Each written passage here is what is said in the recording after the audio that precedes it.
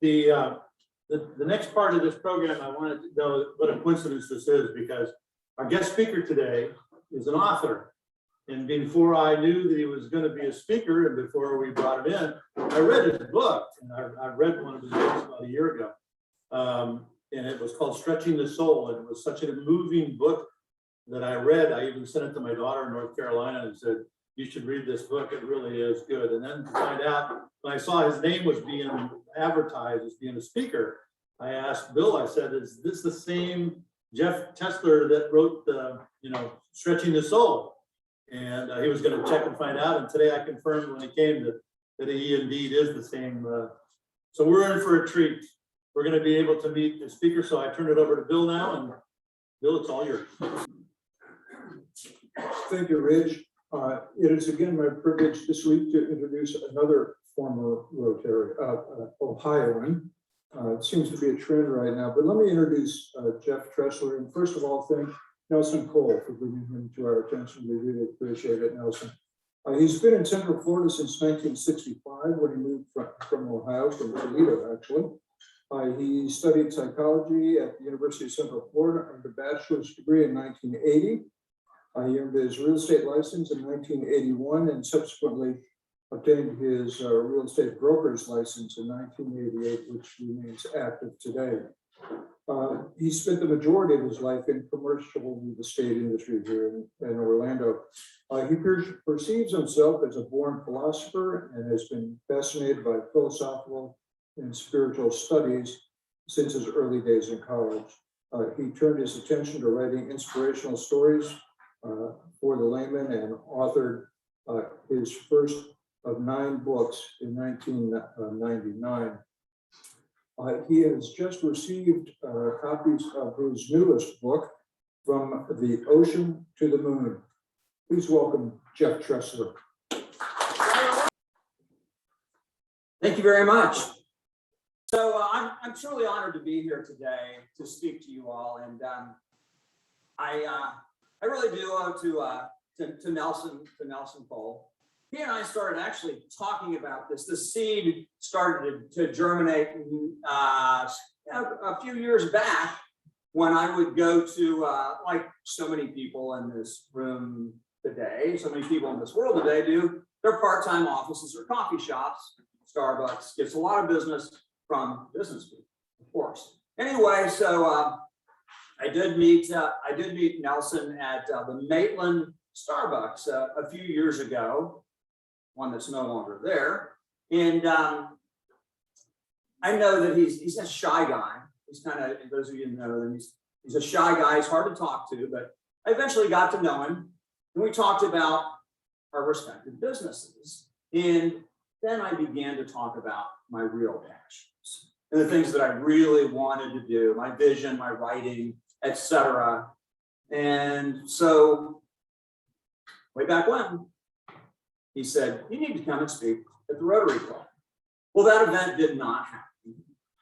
And so I came back to Winter Park this year, and I discovered the brand new Starbucks in Maitland. And second day I went there, I saw Nelson there. And very quickly we got back into the conversation, and very quickly it went into the pipeline that I would be able to come here and I'd be able to speak to him. So anyway, my topic today is one that I think encompasses a lot of the things that you do here. I realized when I looked at the 4-way test over there were aspects of what I'm going to be talking about right there. It's about being a professional human being. Now, I took that from somebody who was a mentor to me a while back. And he said, I'm a professional human being. I just take side jobs to pay the bills. So I adopted that. He didn't really elaborate. So I had to. I went and I wrote about it. It was in the first book that I wrote. I wrote a whole chapter on being a professional human being. Now, I'm not going to address it so much from the perspective that I did then, but just kind of thumbnail sketches. Now I'm going to begin with the premise of what I will call the evolution of or development of a professional human being. And it really begins with the first jobs and the first bosses that we ever had, our parents and our teachers.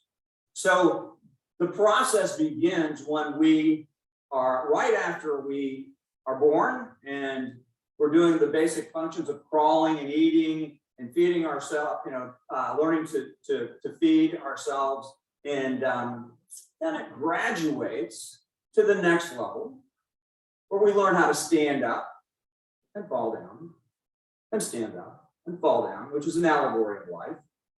And anyway, and then we eventually come to the place where we can move forward. And man, does that cause excitement. That is a buzz for your parents, for you. You're just so excited because now you can walk. Okay. Then we learn about things like,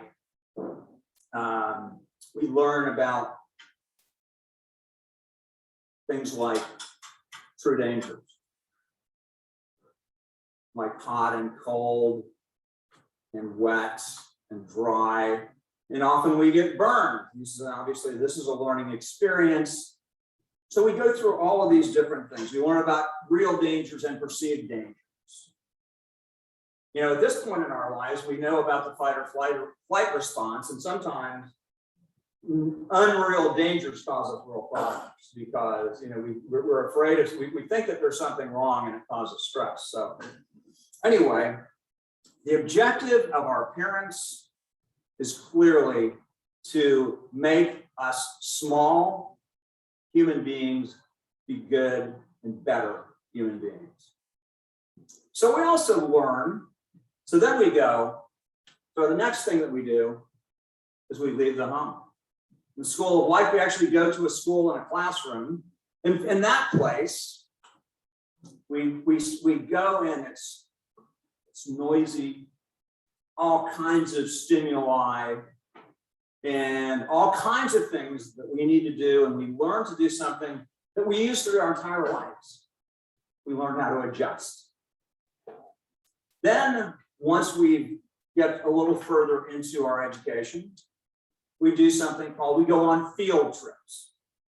So when we go out on field trips, we go out and we learn something new. We learn something called a collective identity. So we go out to the museum, or we go out to a park, or we go out to a zoo, or whatever it is. Now all of a sudden, we are greeted, welcomed as the third grade class of Windermere Elementary. That's where I went to elementary school. So anyway, when we go to these places, we are now, for the first time in our lives, we're both the observer and the observed. Okay, these people are trying to help us out, to help us to learn to be out in public and to be able to enjoy the arts, or enjoy animals, or enjoy something that is new as a collective identity. And we may admire these folks, we may like them, we may not like them, and we may even want to be like them. And that brings up what is probably the most important question that anybody in this room ever had. And that was, what do you want to be when you grow up? And from there, everything just spirals. So for me, I wanted to be a baseball player. Realistic. My my parents didn't think so. And probably if you wanted to be a baseball player, you wanted to be a fireman, or you wanted to be a rock star, they probably didn't take you very seriously on that matter either. So a little later on, we really get to that critical juncture. We're getting into our high school years. we're coming to the point where we're going to have to make a decision about how we're going to be able to take care of ourselves and what we want to do and how we're going to get satisfaction from it. So that's where our parents really have a strong perspective and a strong opinion about what you're supposed to do. And that is justified and it's understandable. But we probably all have different perspectives. There are a lot of things. Some people's parents really do just want them to be happy. And they help them to understand what it is that would do that, what it is that would make them happy. Some parents really want their kids to be rich and successful. What I think most of our parents really wanted for their kids was for them to have a better life than the one that they had. Yes? So anyway, they want it to be easier for them. They want them to have a more comfortable life. They want them to just to enjoy more of the fruits of their labor than they do, and be able to pass that on to their own children. So then we make a decision. Maybe we go to college, maybe we start a trade, whatever it is, we're continuing our education. We're continuing to grow as a human being. And then eventually we take the training that we get and we go into our jobs. And often we are labeled by the very job that we do. It becomes who we are. And I think, like most of the people in this room, that most people, what they do in their job, the most important thing that they do is they strive for excellence. They strive for excellence in what they're doing. But eventually, they realize that there's more to themselves than there's more to them than the label, more to them than that job. They are their parents, their mothers, their fathers, their Rotarians. And so once you reach that particular place, that juncture where you are now seeing yourself in a more encompassed, a larger human being, a larger area than the single identity of the occupation that you have, then what is it that will help you to encompass all those things and be just as good at living and being a person as you are at your job? Well, I would say that the first thing is to have a moral compass. Very important. So with that moral compass will always point you in the right direction. It doesn't mean that you won't fall and have to get up and fall and have to get up, but it's not going to lead you to do anything but which is the highest good that you know to do. That to me is how I define a professional human being. Now I may be preaching to the choir, I kind of get that, but in my particular case, I feel like that sometimes I forget. And it's one of those things, like, the American Express card, don't leave home without it. Don't leave home without your moral compass. One of the things that my mother always said that I learned from my first boss was, don't forget your manners. Very much folds into the same type of concept. So it's already been a little bit told about about my background, what I did professionally. I went the standard route that most everybody else does. I went to college, put myself through college, got a degree in psychology, and then as soon as I got out of college, I went into real estate. So obviously it was not a direct thing. So, and that's what I did. I managed office buildings. I managed and I leased office buildings, and I did that for years. And then eventually got into a niche where I was representing tenants. So I did that. But everything I really had. But during that time, I developed that idea. That was when I introduced that concept of being a professional human being. So it didn't matter what I was doing that day. I still had a mantra. I still had the things that I would repeat about, doing the very best that I could to help my clients to get everything that they need. So I carried that with me all the time. And I try to carry that with me in all that I do. So it's something that I aspire to. And it's something that, by identifying it and by realizing it helps me.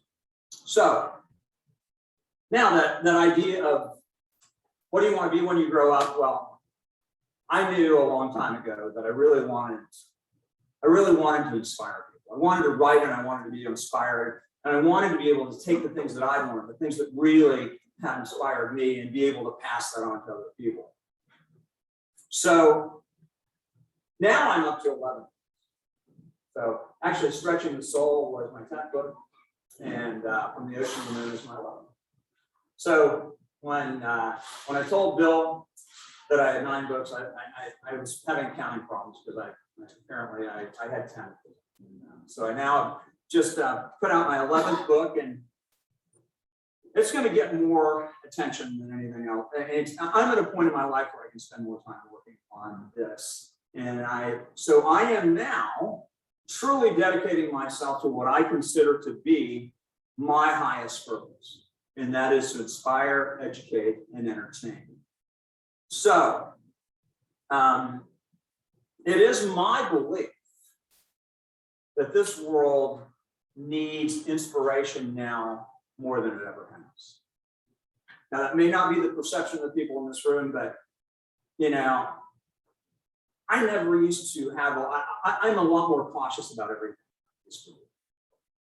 And there's a certain weight to that. And so what I'm trying to do in the books that I'm writing is to help myself and other people to lighten up and really look for the good in things, to see the good in things. So I had to learn, when I moved to Cocoa Beach in 2013. So virtually everything I've written has been inspired by the ocean. It's been inspired by an event that happened in the ocean. I tell people they're all true stories, but as I was telling Rich earlier, I said, the seagull doesn't really talk back. So when I'm having an interaction with a seagull, you didn't really say that. I'm an empath for these different creatures of the ocean. So anyway, I said, what is it about what I write? They're all stories. They all rhyme. They really, more than classic poetry, they're much more like music. I was inspired by musicians. And then I was inspired by the ocean. So my music is more like my poems and stories are more like songs.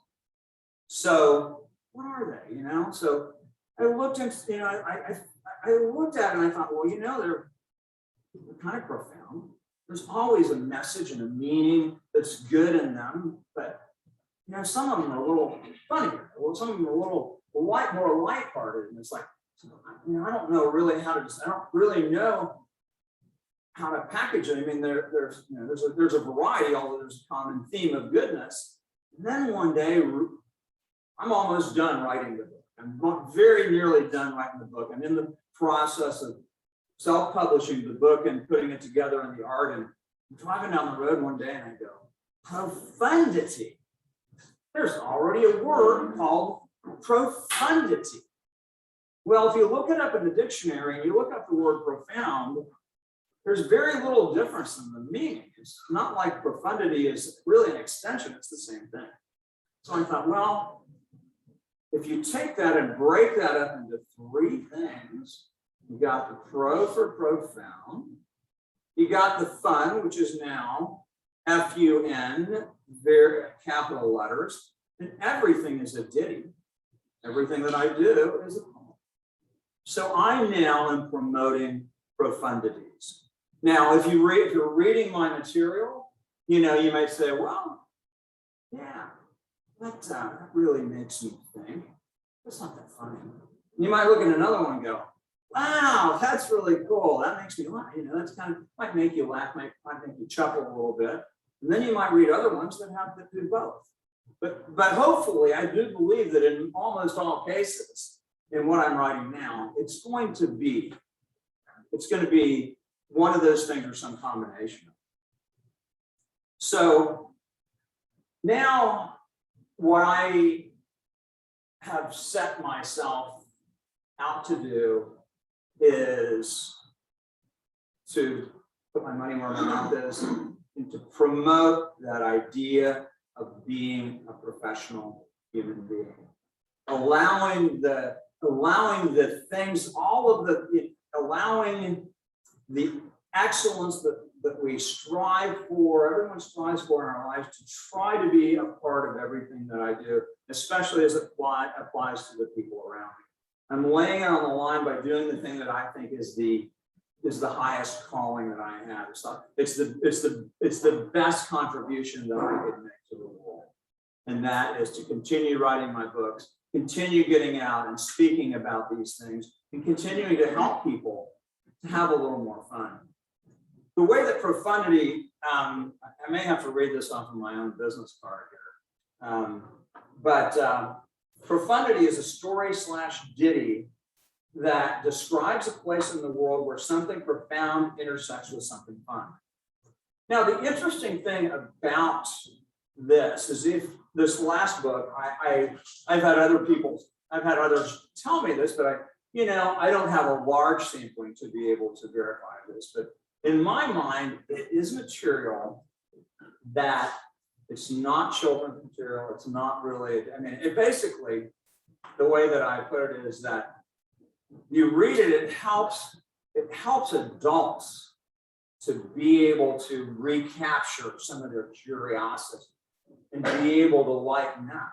And it helps kids to be able to learn, to be able to rise up. So it helps to merge the two. The books are good for kids, are good for adults.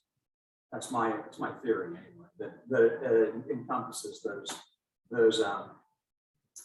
two things. So that's my goal. That's what I shoot for, and I will continue to promote this idea. I have much to do. I have an audio book to do on this. I'm probably going to write another version. I'm going to write a second version of it, and I'm going to use more narrative. People, I think that might be something that will help to make it more attractive to people. So there's a lot that I had to do with regard to marketing this book, and I'm already writing new stuff, of course. I can't not write. So anyway, I'm going to close with a poem. And as I told you, most everything comes from the ocean. And it's about an experience that I have there. This particular poem is about baby sea turtle. It's about a hatching. It's about coming upon a hatching one day after it already started. And the people, this is daytime, and everybody knows that you're supposed to turn off your lights at night because you don't want turtles to go in the wrong direction, right? You want them to go toward the water. So by the same token, they go to the water at night for a reason. They go to the water at night because they don't want the seagulls, so they're not seen because the predator swooped down on them. Well, this was during the day. This was during the day, so they were really threatened. But people witnessed this happening and they formed lines. They formed a barrier. So all these, there were probably 100 little baby sea turtles going out to sea. And so I'm not, if you don't already know how grim it is and how many difficulties and how many obstacles that these sea turtles have to go through, you don't really want to know how bad it is. But they are tough. It's a story. I actually fashioned a children's book after this particular poem, and it's about bravery. It's about determination. Struggle to survive, actually. So this is called The Tiny Mighty Turtle. The tiny turtle isn't timid. He's the bravest. He's the best. Survival begins the moment the egg is cracked and he climbs out of his nest. The little guy and his sister too begin with a mighty chore, digging their way up through the mound in search of a flat seashore. They prefer to dig in the dark, not in the light of day, when predators can see their little flipper feet and take them as their prey. This fine morn, our turtles burst upon the scene with people all around, amazed by life so precious and fragile. The very best of us was right there to be found. We kept the turtles safe as the army marched out to sea. We made a human shield for them to ensure they'd reach their destiny. And so it was today that many tiny turtles cleared their first big turtle. He and she and family are now swimming in the sea, though there's more danger in every way. Please bless them on their journey and join me as I pray. All right.